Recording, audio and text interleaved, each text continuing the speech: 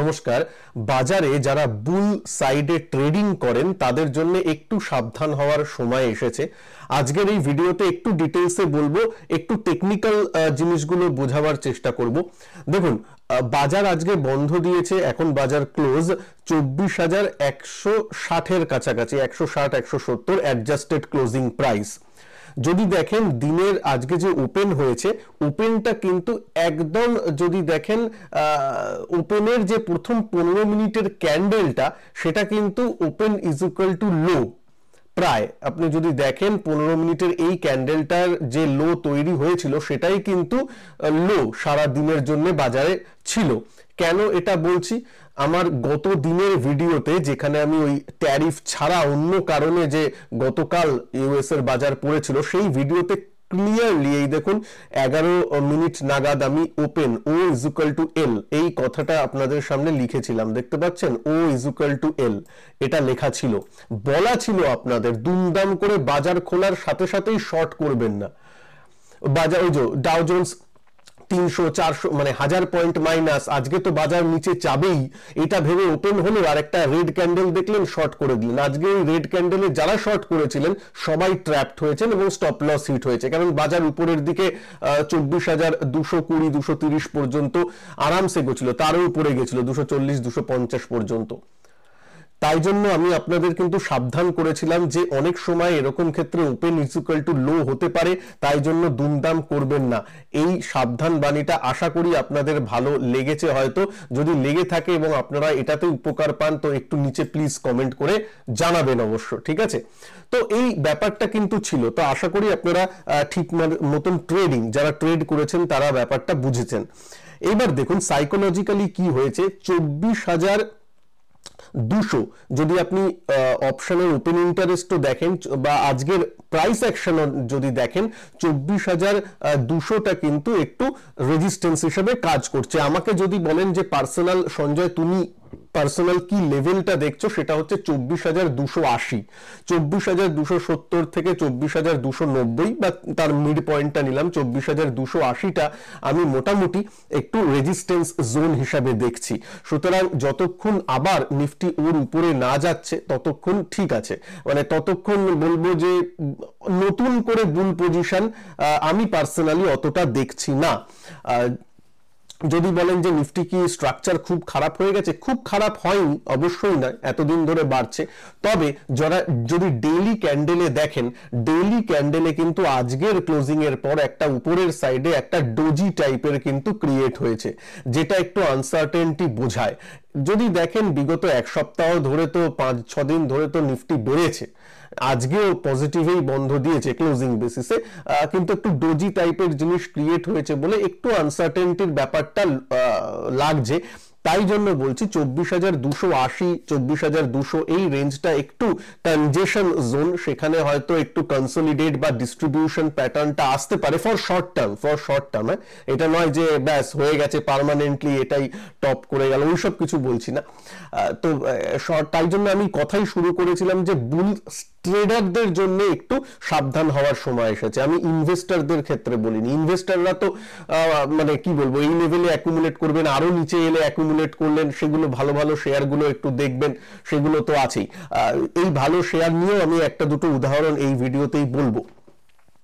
তা টেকনিক্যালি যদি নিফটিকে দেখেন তো এই অবস্থায় দাঁড়াচ্ছে, একটু সাবধান হওয়ার সময় এসেছে। যারা বুল সাইডে ট্রেডিং করেন, একটু প্রফিট বুক করার আমার মনে হয় সময় এসেছে। যদিও কোনো রেকমেন্ডেশন বা ফিনান্সিয়াল অ্যাডভাইস নয়, নিজের টেকনিক্যাল সেটআপ অনুযায়ী বুঝে শুনে কাজগুলো করবেন। এবার চলে আসি যে ব্যাংক নিফটি যথেষ্ট এতদিন ধরে টেনেছে এবং ভালো করেছে, রেজাল্টও ভালো হয়েছে। HDFC bank, ICICI bank result ভালো হয়েছে, সুতরাং ঠিক আছে। বা ব্যাংক নিফটি তো সাহায্য দিচ্ছেই, কিন্তু একটা মানে এইও আছে, কয়েক দিনের মধ্যে বা কয়েক সপ্তাহের মধ্যে 6,000-7,000 পয়েন্টের র্যালি এসেছে ব্যাংক নিফটিতে, সেটা তো একটু মানে দাঁড়াবেই বা দাঁড়ানো উচিত।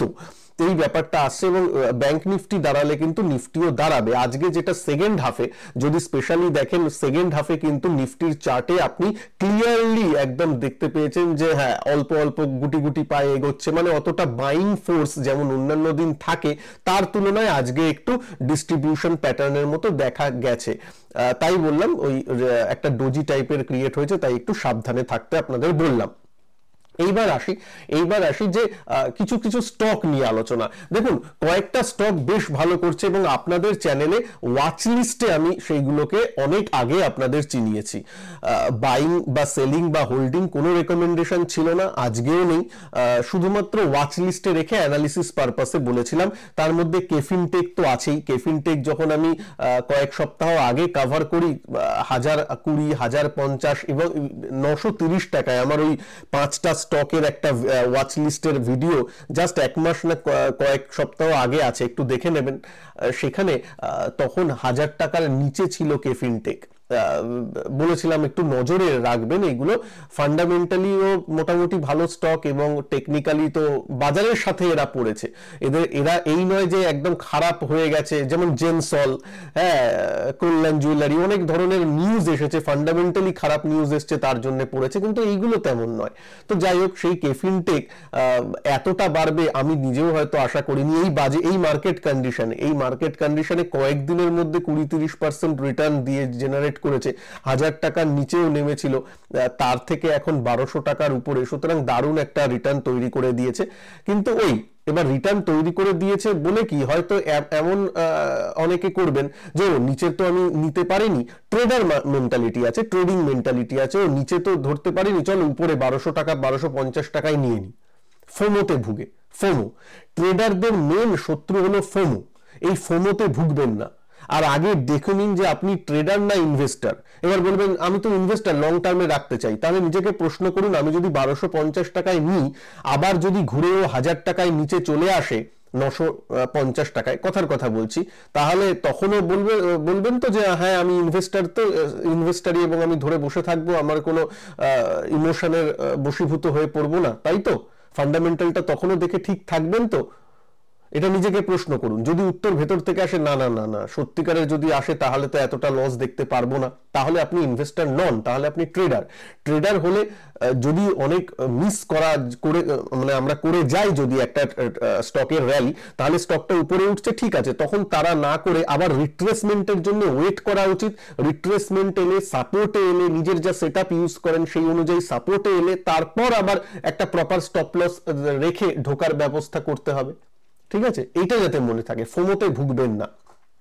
তেমনই দেখুন মার্কেট প্লেয়ার বা মার্কেট ইনফ্রাস্ট্রাকচার যে স্টকগুলো, যেগুলো অনেকবার আপনাদের চ্যানেলে বলে এসেছি, আমার এই চ্যানেলে যে সিডিএসএল তার মধ্যে আছে, বিএসসি তো আছেই, ঠিক আছে, বিএসসি 3900 টাকায় এসেছিল, তারপর 4000 টাকার দোরগোড়ায় যখন ছিল তখনও আমি ওই ওয়াচ লিস্টে রাখার যে ভিডিওটা করেছিলাম যে 5টি স্টকের ওয়াচ লিস্ট, সেখানেও বিএসসি বলা ছিল, তখন অনেক কম দামে ছিল, এখন তো মানে অনেক কম দামে in the sense comparative two today, আজকে তো 6000-এর হয়ে গেল। তো যাই হোক, তো এই ব্যাপারগুলো আছে। মার্কেট ইনফ্রাস্ট্রাকচারের স্টকগুলো বলেছি মার্কেট সেন্টিমেন্টের সাথে অনেকটা কাজ করে। এখন সেন্টিমেন্টটা বিগত 1-2 সপ্তাহ একটু ভালো হয়েছে, তাই জন্য আবার চলছে।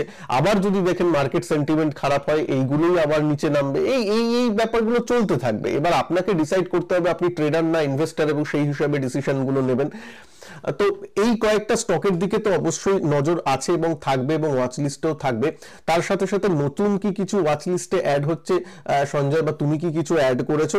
আমার উত্তর হলো না, আমি নিফটিকে একটু ফলো করছি, তাই জন্য নিফটিকে একটু যে বললাম একটু তার রেজিস্ট্যান্স জোনের কাছে যেহেতু আছে সেহেতু আমি একটু ওয়েট করছি। এবার রেজিস্ট্যান্স কি সারা জীবনের জন্য রেজিস্ট্যান্স? একদমই না। এইখানে হয়তো কনসলিডেট করে আবার মানে আবার এই 20 যে বললাম বা 280 সেটাকে আবার ক্রস করুক, তারপর আবার দেখা যাবে। কিন্তু কিছুদিন কনসলিডেট করার পর যদি ক্রস করে, then it will give confidence to me.